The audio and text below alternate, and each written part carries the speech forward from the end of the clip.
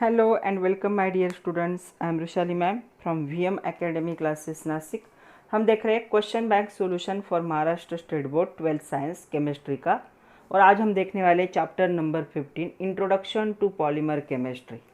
एक छोटा सा टॉपिक है हमारे सिलेबस का। आपके एग्ज़ाम में ये होगा मिनिमम 3 मार्क के क्वेश्चन आ सकते हैं और विथ ऑप्शन ये चैप्टर आपको होगा 4 मार्क्स के लिए। तो चलो स्टार्ट करते हैं। Question bank solution for chapter number 15 chemistry, introduction to polymer chemistry with VM academy Nashik. चलो मल्टीपल चॉइस क्वेश्चन देखो 1 मार्क के लिए। जैसे हमें पता है ये चैप्टर मिनिमम 3 मार्क के लिए और विथ ऑप्शन कितने मार्क्स के लिए होगा, 4 मार्क्स के लिए होगा। तो पहला है multiple choice question for 1 mark.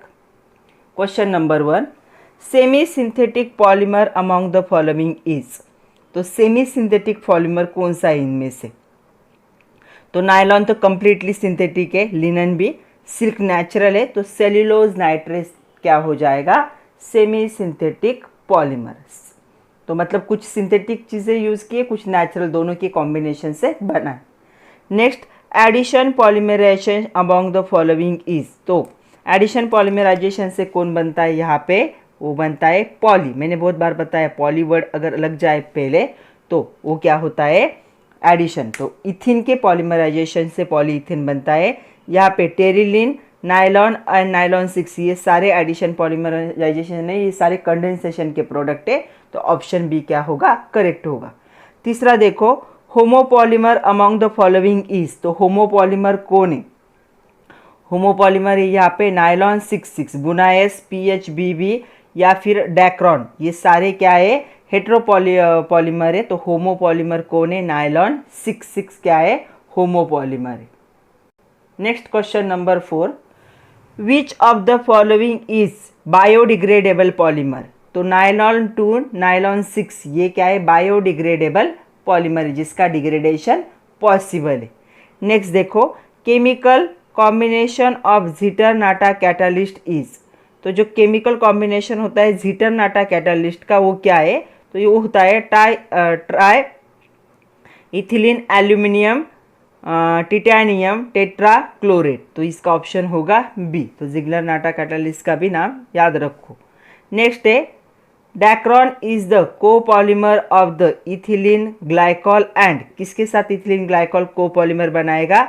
यहाँ पे टेरिथैलिक एसिड के साथ, तब क्या बनता है, डैक्रॉन बनता है। तो इसीलिए इसका ऑप्शन होगा डी।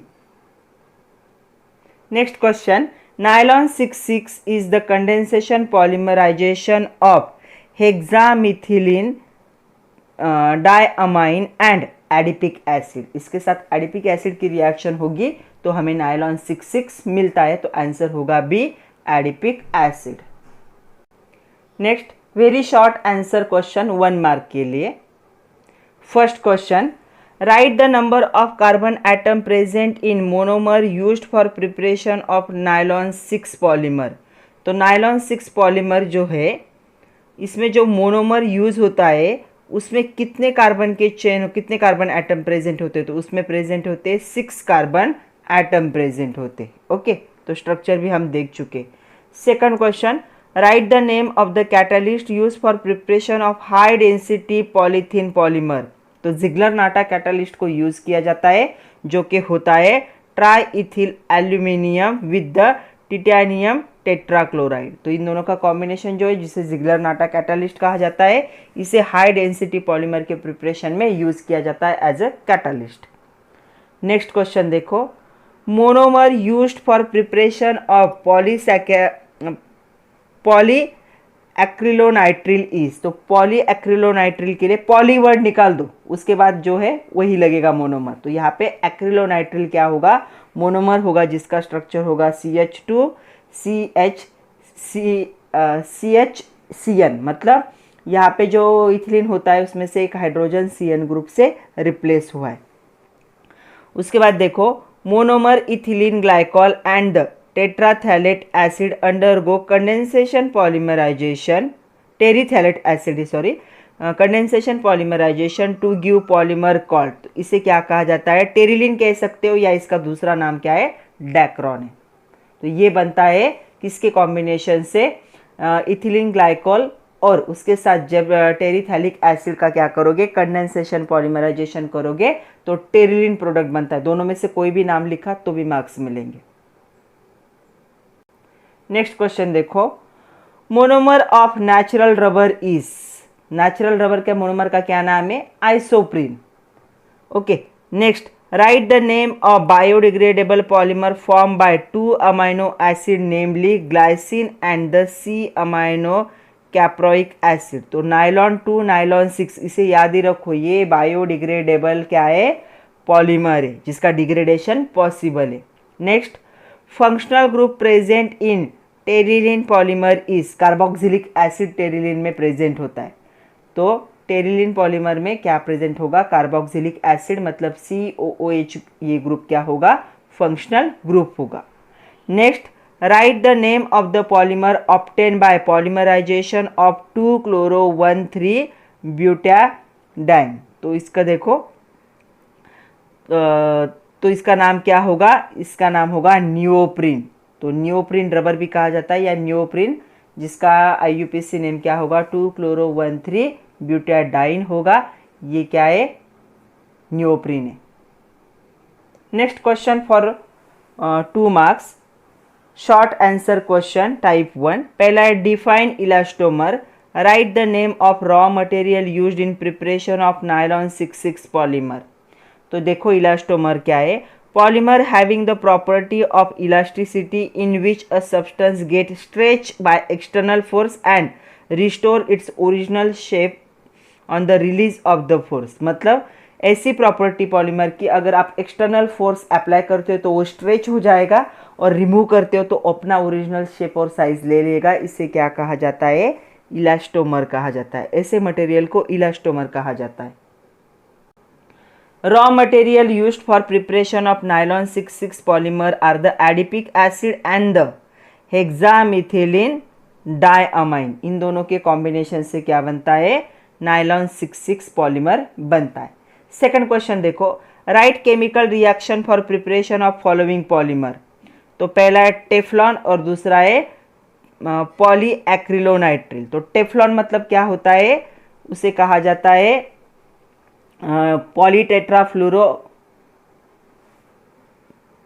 फ्लोरोइथिलीन।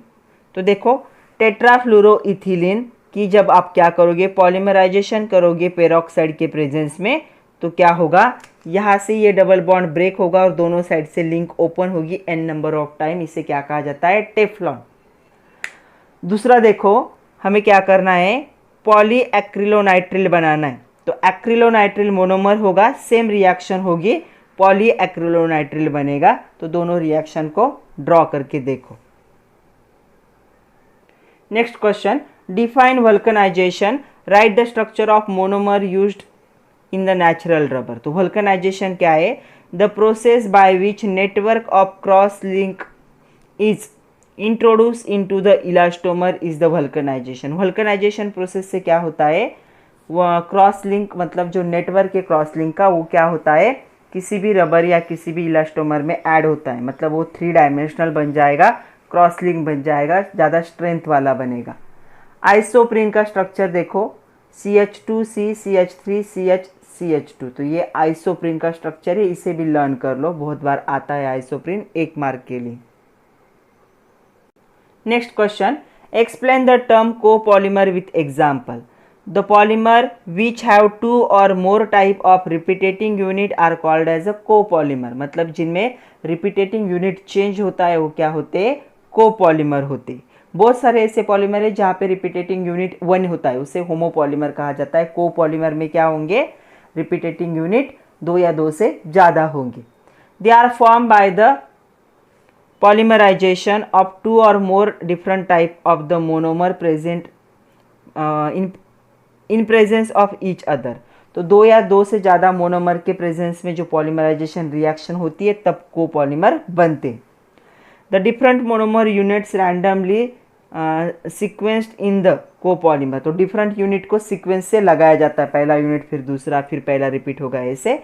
तो इसका एग्जाम्पल है बुनायस, बुनायन, ये नेचुरल रबर नहीं है, ये सिंथेटिक रबर है। और ये क्या है, कोपॉलीमर से बनते हैं, क्योंकि इनके पॉलीमराइजेशन रिएक्शन में एक से ज़्यादा मोनोमर को क्या किया जाता है, यूज़ किया जाता है। Next question, right preparation of low density polymer, mention 2 uses of low density polymer. Preparation of low density polymer देखो, दोनों को एक एक मार्क के दोनों क्वेश्चन को। Preparation of low density polymer, तो low density polymer is prepared by polymerization of ethylene under high pressure, 1000 से लेकर 2000 प्रेशर जब अप्लाई करोगे एटमॉस्फेयर तब, और टेम्परेचर कितना चाहिए, 350 to 570 kelvin, in presence of trace amount of oxygen. और पेरोक्साइड क्या होगा यहाँ पे, इनिशिएटर, मतलब रिएक्शन को वो स्टार्ट करेगा। तो CH2 डबल बॉन्ड CH2 किस में कन्वर्ट हो जाएगा, लो डेंसिटी पॉलीमर में क्या होगा, कन्वर्ट होगा। तो ये जो टेम्परेचर प्रेशर के जो है कंडीशंस उसे अच्छे से याद रखो। The mechanism of the reaction involve free radical addition and hydrogen atom abstraction. The latter result in the branching. तो polymer chain are the loosely held due to the branching and polymer has the low density. तो यहाँ पे branch form हो जाते हैं और branching की वजह से इनकी डेंसिटी लो होती है। यूजेस देखो लो डेंसिटी पॉलीमर के, preparation of pipe for agricultural, उसके बाद इरिगेशन में यूज़ होता है, डोमेस्टिक वाटर लाइन कनेक्शन में यूज़ होता है, इंडस्ट्रियल इलेक्ट्रिक केबल में यूज़ होता है। उसके बाद जो सबमरीन केबल इंसुलेशन होगा वहाँ पे यूज़ होगा। उसके बाद यहाँ पे ये प्रोड्यूस होता है जो एक्सट्रूडेड फिल्म्स होते हैं, शीट होते हैं, जो पैकिंग मटेरियल होते हैं, हाउस होल्ड यूज़ भी है इसका। इसके साथ जो स्क्वीज़ बॉटल होते हैं उसको बनाने में यूज़ होता है, एंड अट्रैक्टिव कंटेनर बनाने में भी इसको यूज़ किया जाता है लो डेंसिटी पॉलीमर को। तो आप कोई भी 2 यूजेस लर्न कर लो। Next question, write chemical reaction for preparation of following buna S and the neoprene. पहला देखो chemical reaction for preparation of buna S क्या है, यहाँ पे 1,3 ब्यूटाडाइन है 75% और स्टायरीन है 25%। मतलब आपका जब स्ट्रक्चर बनेगा तो ये यूनिट आपका 3 बार रिपीट होगा और ये यूनिट आपका 1 बार, क्योंकि इनका प्रोपोर्शन 3:1 है। तो देखो यहाँ से ये बॉन्ड ब्रेक होगा, यहाँ पे लिंकेज ओपन होगी और ये बॉन्ड यहाँ पे शिफ्ट हो जाएगा, और ये भी बॉन्ड ब्रेक होगा यहाँ से लिंकेज, तो यहाँ पे डबल बॉन्ड आएगा 1 टाइम 2 टाइम, उसके बाद ये यूनिट आएगा फिर ये। तो ऐसे बुनाएस क्या है, बनता है। तो स्ट्रक्चर को ड्रॉ कर लो और कार्बन के सीक्वेंस को लर्न कर लो। बुनाएस को SBRB कहा जाता है। तो ये 1,3 ब्यूटाडाइन और स्टायरीन के कॉम्बिनेशन से बनेगा। Next question, chemical reaction for preparation of neoprene. Neoprene के प्रिपरेशन में देखो तो यहाँ पे क्या है, क्लोरोप्रीन जो है यूज़ होगा और क्लोरोप्रीन के पॉलीमराइजेशन से हमें नियोप्रीन मिलेगा। तो क्लोरोप्रीन तो देखो यहाँ पे क्या है ये, और इससे हमें क्या मिलेगा, नियोप्रीन रेजिन मिलेगा। तो ये है chemical reaction for preparation of neoprene. Reaction आपको लिख के देखने पड़ेंगे, लिख के थोड़ा सा प्रैक्टिस करने की जरूरत, स्ट्रक्चर और रिएक्शन को प्रैक्टिस की ज़रूरत है, तो उसका थोड़ा सा प्रैक्टिस कर लो।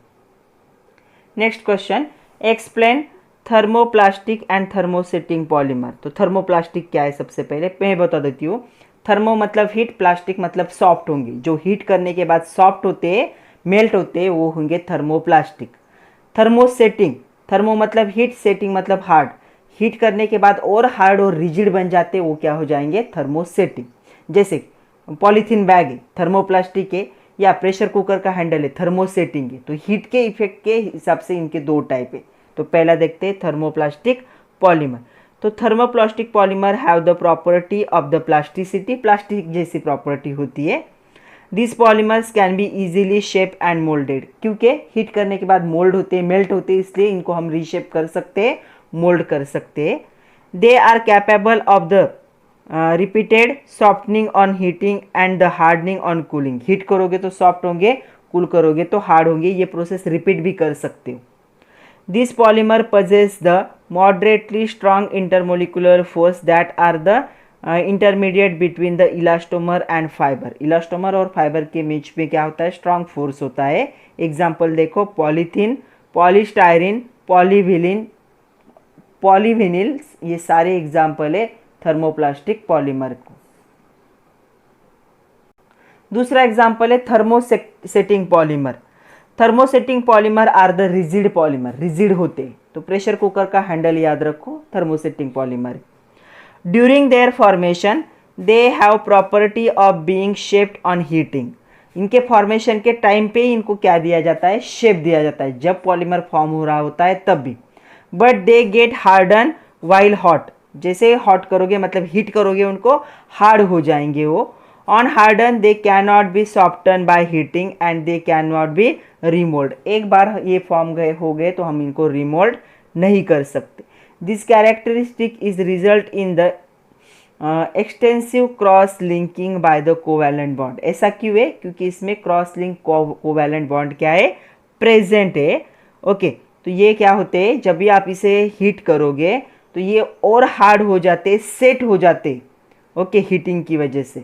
जैसे कि बैकेलाइट है, यूरिया फॉर्माल्डिहाइड रेजिन है, ये एग्जाम्पल है थर्मोसेटिंग पॉलीमर के, जो हीट करने के बाद हार्ड हो जाएंगे, सेट हो जाएंगे, रिजिड होंगे, ब्रिटल होंगे, लेकिन सॉफ्ट नहीं हो सकते।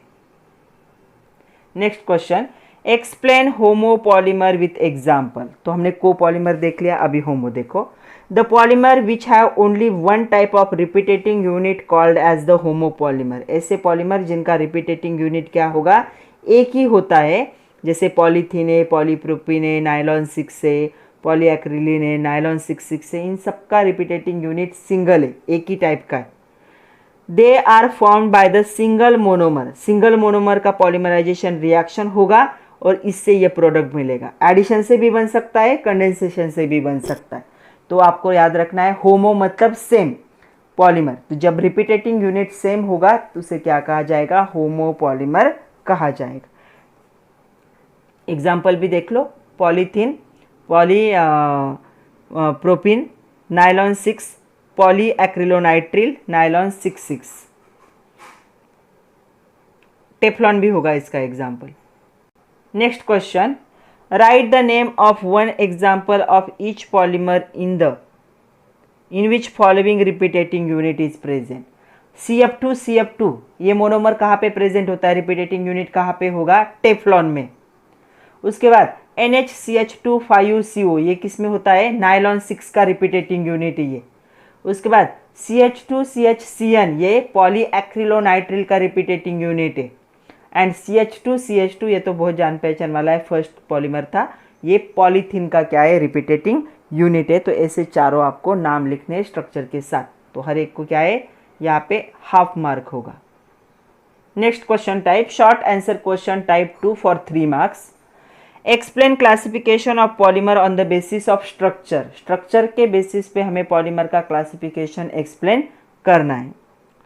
तो depending on the how the monomers are link together, monomer एक दूसरे से कैसे ज्वाइन होते हैं उसके बेसिस पे, उसके साथ चेन का कॉन्जुगेशन कैसे होगा। पॉलीमर के 3 टाइप है। पहला टाइप है यहाँ पे लीनियर, या इसे स्ट्रेट चेन पॉलीमर भी कहा जाता है। तो लीनियर क्या है देखो, when the monomer molecules are join together in a linear arrangement, जब मोनोमर मोलिक्यूल एक दूसरे के साथ लीनियर अरेंजमेंट में जॉइन होते हैं, okay, resulting polymer is the straight chain polymer. जब रिजल्टिंग एक स्ट्रेट चेन वाला पॉलीमर जहाँ पे कुछ भी ब्रांचेस नहीं होंगे, इसे क्या कहा जाता है, लीनियर या स्ट्रेट चेन कहा जाता है। ये बाय फंक्शनल मोनोमर होते हैं, या ये अल्किन भी हो सकते, जैसे PVC, polyvinyl chloride, high density polyethylene, ये सारे क्या है, स्ट्रेट चेन या लीनियर पॉलीमर है, जो स्ट्रेट चेन में होंगे, कहीं पे भी ब्रांचेस नहीं होंगे।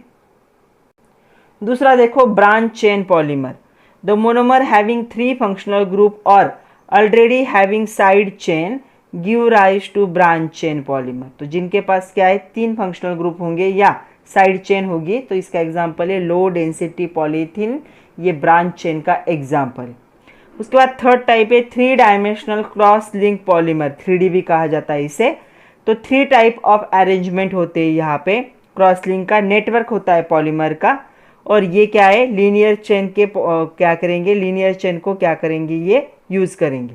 तो यहाँ पे उसके बीच में क्रॉस लिंकिंग होता है, पॉलीफंक्शनल मोनोमर प्रेजेंट होते हैं, जैसे कि बैकेलाइट है, मेलेमाइन है। ये क्या है? 3 डायमेंशनल या क्रॉस लिंक पॉलीमर है। थर्मोसेटिंग प्लास्टिक में जनरली थर्मोसेटिंग जो पॉलीमर होते हैं उनमें क्या होता है? 3 डायमेंशनल क्रॉस लिंक पॉलीमर से बनते हो। Second question, explain copolymer. Already हम कोपॉलीमर का एक एक्सप्लेनेशन देख चुके हैं, वहीं पे यहाँ पे रिपीट है। देखो, the polymer which have 2 or more type of repeating unit are called as the copolymer. जब पॉलीमर बनता है तो रिपीटेटिंग यूनिट जो होता है पॉलीमर में वो 2 या 2 से ज़्यादा होंगे तो कोपॉलीमर कहेंगे। They are form by the polymerization of 2 or more different type of monomer. जब पॉलीमराइजेशन प्रोसेस होती है 2 या 2 से ज़्यादा मोनोमर यहाँ पे यूज होते हैं। Different monomer units are randomly consequent to form the copolymer. तो ये जो मोनोमर की यूनिट है क्या हो जाएंगे? रैंडमली क्या होंगे? इनको सीक्वेंस में लगाया जाता है। जैसे बुनायस, बुनायन क्या है? कोपॉलीमर के एग्जाम्पल है, क्योंकि इनके रिपीटेटिंग यूनिट 2 से ज़्यादा है। उसी का सेकंड पार्ट देखो, monomers used in the preparation of the Dacron are ethylene glycol and the terephthalic acid. तो देखो, इथिलीन ग्लाइकोल, उसकी टेरिथैलिक एसिड, इन दोनों मोनोमर को क्या किया जाता है? यूज किया जाता है। क्वेश्चन क्या था? राइट द नेम था, तो सिर्फ नेम और फार्मूला ही लिखना है। Right the name and formula of monomers used for the preparation of the Dacron. Terylene भी कहा जाता है इसे। इसके प्रिपरेशन में क्या है? ये 2 केमिकल यूज होंगे। कौन से? Ethylene glycol and the terephthalic acid. दोनों के स्ट्रक्चर भी ड्रॉ करो। तो ये दोनों के स्ट्रक्चर है, इथिलीन ग्लाइकोल का ये स्ट्रक्चर और टेरिथैलिक एसिड का ये structure. Next question, write chemical reaction for the preparation of high density polymer, right it's 2 uses and the 2 properties. तो प्रिपरेशन 2 यूजेस और 2 प्रॉपर्टी लिखने हैं हाई डेंसिटी पॉलीमर के। The chemical reaction for preparation of high density polymer, जिसे HDP भी कहा जाता है। तो देखो, CH2 double bond CH2, high और लो डेंसिटी पॉलीमर में सिर्फ टेम्परेचर और प्रेशर का फर्क है। यहाँ पे टेम्परेचर कितना होगा? 333 केल्विन से लेकर 343 केल्विन तक, और प्रेशर होगा 6 to 7 एटमॉस्फेयर। कैटालिस्ट भी यूज होगा, तब यहाँ पे हाई डेंसिटी पॉलीमर बनता है। तो हाई डेंसिटी पॉलीमर यहाँ पे बनेगा HDP। देखो, uses of high density polyethylene क्या है यहाँ पे? पहला यूज है, इसे टॉयज के मैन्युफैक्चर में यूज किया जाता है। हाउस होल्ड आर्टिकल जैसे बकेट है, डस्टबिन है, बॉटल है, पाइप है, इसे बनाने के लिए इस पॉलीमर को यूज़ किया जाता है। इसे लैबोरेटरी वेयर बनाने में भी यूज़ किया जाता है, लैबोरेटरी के वेयर, क्योंकि ये मोस्टली रिएक्ट नहीं होता। ऐसे कुछ ऑब्जेक्ट बनाने के लिए यूज़ किया जाएगा जो जिनकी टेंसाइल स्ट्रेंथ ज़्यादा होनी चाहिए। स्टिफनेस रिक्वायरमेंट है, मतलब ऐसा मटेरियल जो वज़न उठा सकता है, ऐसे आर्टिकल बनाने को इसे यूज़ किया जाएगा। प्रॉपर्टीज देखो, कोई भी 2 प्रॉपर्टीज लिखने हैं। पहला है, ये क्रिस्टलाइन होते हैं, मेल्टिंग पॉइंट इनका 144 से लेकर 150 डिग्री सेल्सियस इतना हो सकता है। ये थोड़े से स्टीप होते हैं than the low density polymer. उसके बाद इनकी टेंसाइल स्ट्रेंथ, मतलब वजन उठाने की कैपेसिटी थोड़ी ज़्यादा होती है। हार्डनेस होता है इनमें। More resistance to chemical than the low density polymer, मतलब केमिकल के साथ जल्दी रिएक्ट नहीं होते जितना लो डेंसिटी पॉलीमर रिएक्ट होंगे। तो इनको क्या है? माइल्ड केमिकल्स इनमें आप स्टोर कर सकते हो। नेक्स्ट क्वेश्चन देखो, right preparation of nylon 66, mention 2 properties and 2 uses of nylon 66 polymer. तो देखो, हमें देखना है प्रिपरेशन ऑफ नायलॉन 66। तो चलो, nylon 66 is obtain by polymerization reaction between the monomer adipic acid and hexamethylene diamine. तो इन दोनों के कॉम्बिनेशन से ये बनेगा। Mixing of 2 monomer form nylon salt. ये दोनों मोनोमर पहले नायलॉन सॉल्ट बनाते, which upon condensation polymerization undergo under the condition of high temperature and pressure, ये क्या बनाएंगे? पॉलीअमाइड फाइबर बनाएंगे, जिसे हम नायलॉन 66 कहते। तो देखो, यहाँ पे एडिपिक एसिड है, उसकी रिएक्शन यहाँ पे हेक्सामिथिलीन डायअमाइन के साथ होगी, तो नायलॉन सॉल्ट इंटरमीडिएट बनेगा। और इस नायलॉन सॉल्ट को हाई टेम्परेचर प्रेशर में किसमें कंडेंसेशन से हमें क्या मिलेगा? नायलॉन 6 तो इस रिएक्शन को भी एक दो बार ड्रॉ करके देखो। नेक्स्ट उसका नेक्स्ट पार्ट देखो, प्रॉपर्टीज ऑफ नायलॉन 6 कोई भी दो प्रॉपर्टी लिखनी। पहला है nylon 6 is the linear condensation polymer with high molecular mass. Molecular mass बहुत ही ज़्यादा होता है, 12,000 से लेकर 50,000 यूनिट इसमें प्रेजेंट हो सकते। It possess high tensile strength, वजन उठाने की कैपेसिटी भी बहुत ज़्यादा है। It does not soak in water, water को ये एब्जॉर्ब नहीं कर सकता नायलॉन। सब लोगों ने नायलॉन देखा होगा। यूजेस ऑफ नायलॉन 6 कोई भी दो यूज लिखो। पहला है मेकिंग ऑफ शीट्स, शीट्स बनाने में यूज होता है। Then bristle of the brush, तो जो ब्रश होता है उसके ब्रिस्टल बनाने में यूज होता है। उसके बाद है सर्जिकल, जो सूचर्स होते हैं उसे बनाने के लिए यूज होता है। उसके बाद टेक्सटाइल फाइबर में भी इसे यूज किया जाता है। तो कोई भी दो यूजेस यहाँ से लिख सकते हो। Next question, explain classification of polymer on the basis of the origin. Origin के हिसाब से हमें क्लासिफिकेशन लिखना है पॉलीमर का। So on the basis of the sources और origin the polymers are classified into 3 category. उनके 3 कैटेगरी है बेसिस ऑफ ओरिजिन पे। फर्स्ट है natural polymer, synthetic and semi synthetic. देखो natural, the polymer obtain from natural source are called as the natural polymer. जैसे कि cotton और जो linen है ये हमें नेचर से मिलता है, प्लांट से मिलता है। नेचुरल पॉलीमर आर फर्दर सब divided into 2 type, plant polymer and animal. जैसे कि सिल्क जो है एनिमल से मिलता है, कॉटन जो है प्लांट से मिलता है। तो उनके भी 2 टाइप है कि प्लांट ओरिजिन है या फिर एनिमल ओरिजिन है। सिंथेटिक पॉलीमर देखो, the polymers are artificially prepared by the polymerization, मतलब केमिकल रिएक्शन से जो पॉलीमर बनाओगे वो बन जाएगा सिंथेटिक। ऑफ 1 मोनोमर और the copolymerization of 2 or मोर। एक मोनोमर भी यूज कर सकते हो या 2 से ज़्यादा भी यूज कर सकते हो। तो नायलॉन, टेरिलिन ये क्या है, सिंथेटिक पॉलीमर है। Synthetic polymer are further divided into 3 type, fibre, synthetic rubber and plastic. 3 type है इनके, फाइबर हो सकता है, सिंथेटिक रबर हो सकता है या फिर प्लास्टिक हो सकता है।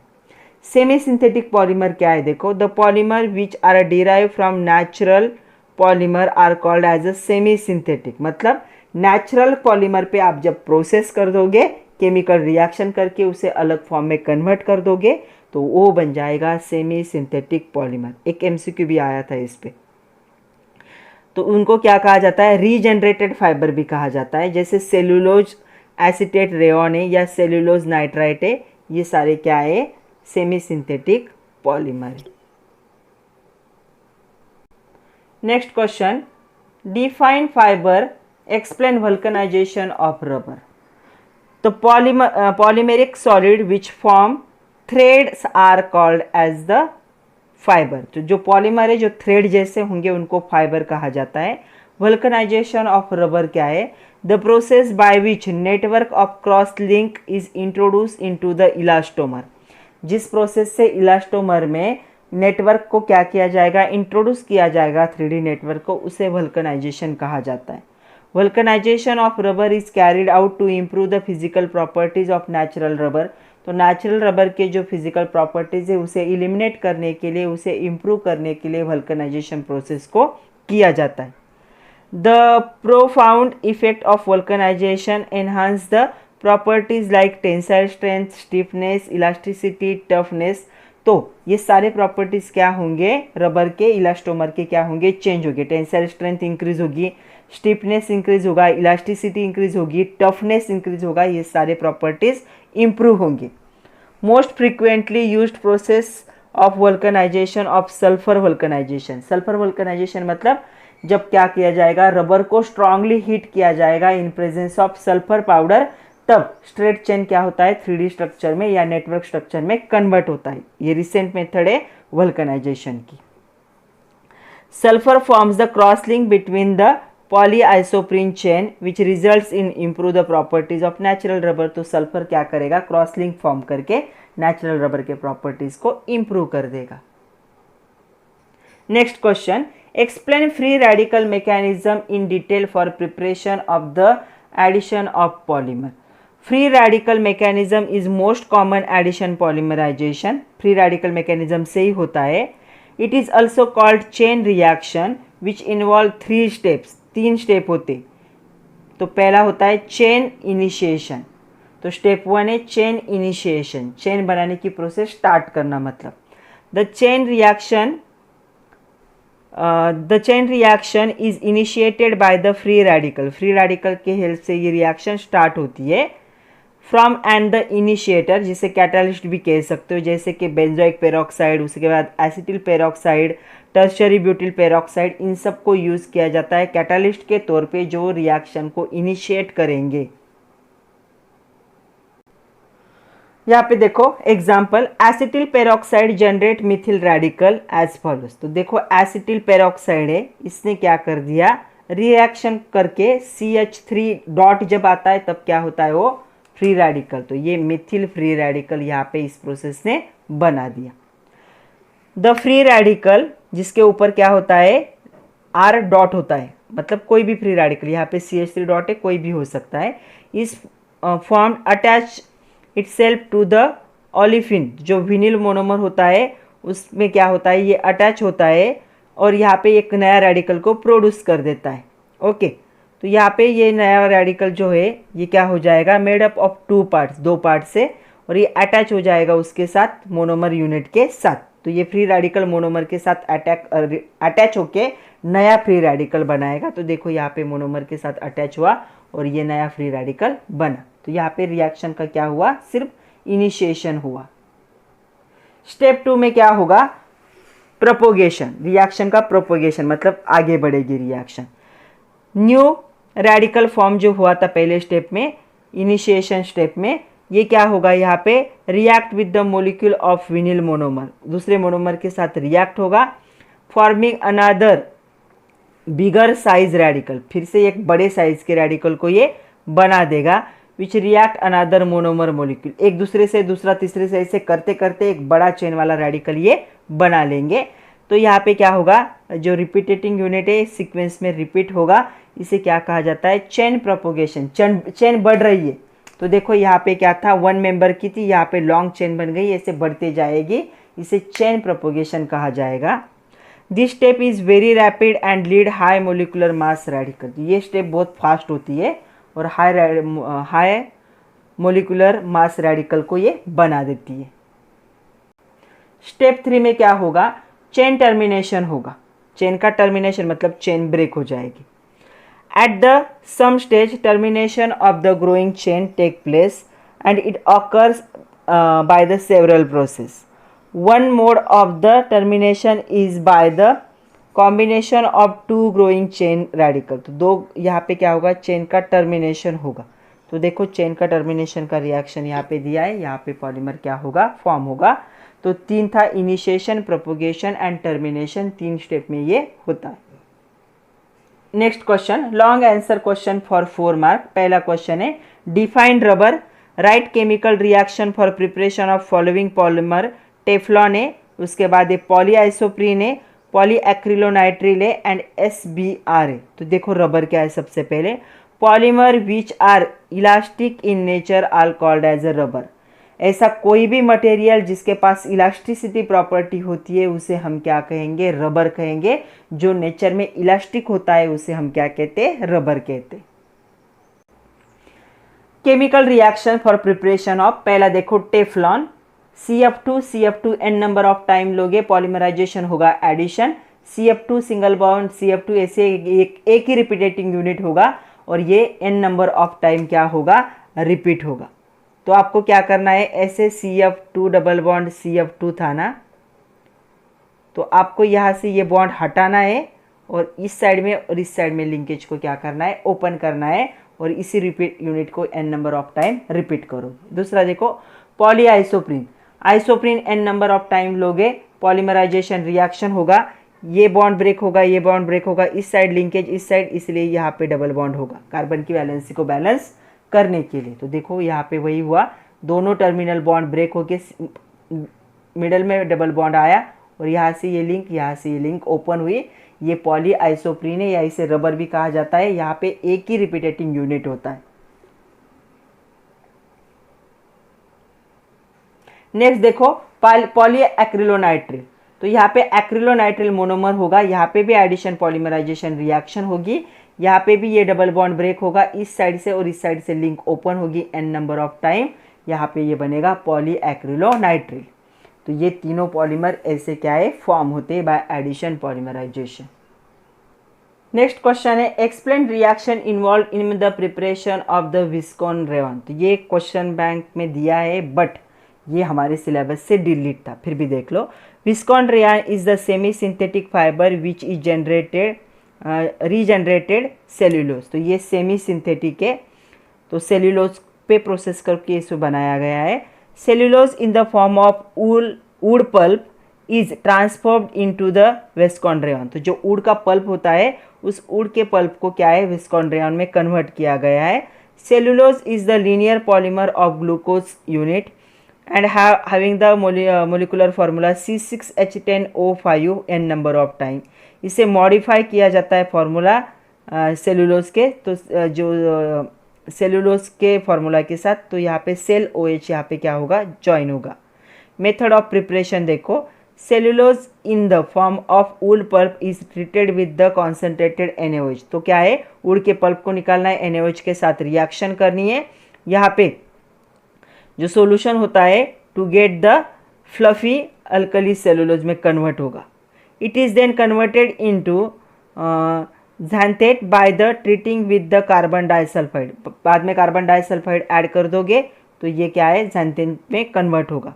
On mixing with dilute NaOH, जब डाइल्यूट NaOH के साथ इसे मिक्स करोगे viscose solution which is excluded through out the spinnerets and the spinning machine में ऐड करना है उसे बाद में। ओके एसिड बात करना है इसका and regenerate cellulose fibre precipitate. तो ये यहाँ पे सेलुलोज फाइबर क्या हो जाएंगे प्रेसिपिटेट में कन्वर्ट हो जाएंगे। मशीन में कंटिन्यूस स्पिन होने के बाद जो भी सेलुलोज फाइबर है वो क्या होंगे प्रेसिपिटेट के फॉर्म में कन्वर्ट हो जाएंगे। तो रिएक्शन देखो यहाँ पे, reaction involve in preparation of viscose rayon. Cellulose जो कि वुड के पल्प में प्रेजेंट होता है सेल OH कहा जाएगा। NaOH के साथ रिएक्शन करोगे तो सेल्यूलोज ONA में कन्वर्ट होगा H2O, इसे अल्कली सेल्यूलोज कहा जाता है।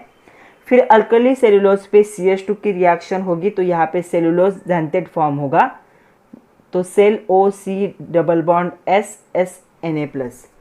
इस पे जब वाटर की रिएक्शन करोगे तो ये देखो कौन से फॉर्म में कन्वर्ट हो जाएगा, Na को हाइड्रोजन रिप्लेस कर लेगा, NaOH सेपरेट होगा। इस पे वापस क्या है वाटर की रिएक्शन करोगे तो सेल OH और CH2 क्या हो जाएगा सेपरेट हो जाएगा, लेकिन ये थोड़ा अलग टाइप का होगा, ये क्या होगा विस्कॉन रेयन होगा। ओके तो यहाँ पे रीजनरेट सेल्यूलोज फिलामेंट, तो सेल्यूलोज के फिलामेंट जहाँ पे जनरेट होते हैं लेकिन इसे क्या कहा जाता है विस्कॉन रेयन कहा जाता है। तो क्वेश्चन बैंक का ये लास्ट क्वेश्चन है बच्चों। तो क्वेश्चन बैंक के साथ साथ एक्सरसाइज के क्वेश्चन को अच्छे से कर लो तो अच्छे मार्क्स मिलेंगे, तो अच्छे से पढ़ो। All the best and thank you very much my dear students.